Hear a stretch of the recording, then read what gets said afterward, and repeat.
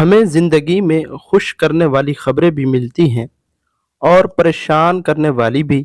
احتیاط اس میں ہے کہ دونوں قسم کی خبروں کو پہلی فرصت میں کنفرم کر لیا جائے، کیونکہ بعض اوقات ایسا ہوتا ہے کہ خوشی کی خبر ملی اور ہم جھوم اٹھے، بعد میں پتہ چلا کہ یہ خوشی کی خبر ہمارے لیے نہیں تھی بلکہ کسی اور کے بارے میں تھی۔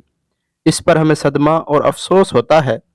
جیسے کئی مرتبہ ایسا ہوتا ہے کہ ہسپتال والوں نے خوشخبری دی کہ مبارک ہو آپ کا بیٹا ہوا ہے، لیکن بعد میں پتہ چلا کہ یہ خبر کسی اور کے لیے تھی۔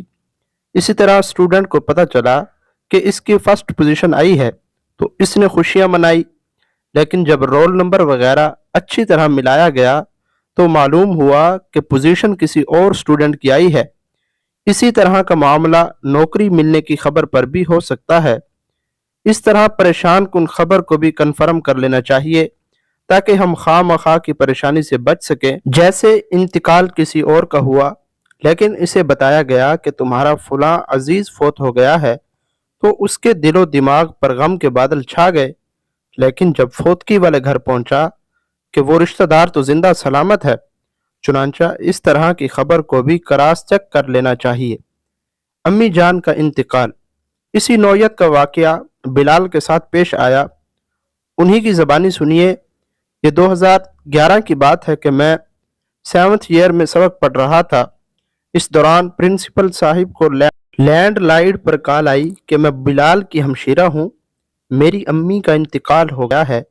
پرنسپل صاحب نے فوری طور پر استاد صاحب کو آ کر بتایا، بلال بھائی کے گھر سے فون آیا ہے کہ ان کی والدہ کا انتقال ہو گیا ہے۔ یہ سنتے میں فوری طور پر غم اور صدمے کی حالت میں کلاس سے گھر کے لیے نکل گیا۔ استاد صاحب نے دعائے مغفرت کی اور فوری طور پر ایک اسٹوڈنٹ کو بھیجا کہ ان کو گھر چھوڑ آئیے۔ جب میں گھر پہنچا تو امی جان سامنے کھڑی تھی۔ میں بھاگ کر ان سے لپٹ گیا، پھر انہیں ساری بات بتائی تو انہوں نے اصل صورتحال سے آگاہ کیا کہ حقیقت میں انتقال آپ کی رضائی ہمشیرہ کی ساس کا ہوا ہے، جنہیں وہ امی کہہ کر پکارتی تھی۔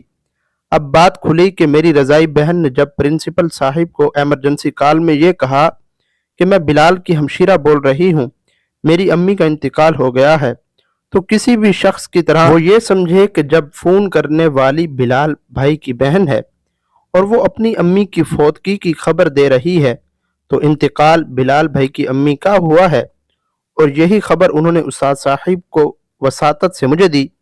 بہرحال اس سارے دورانیے میں میری جو حالت ہوئی وہ میں ہی جانتا ہوں۔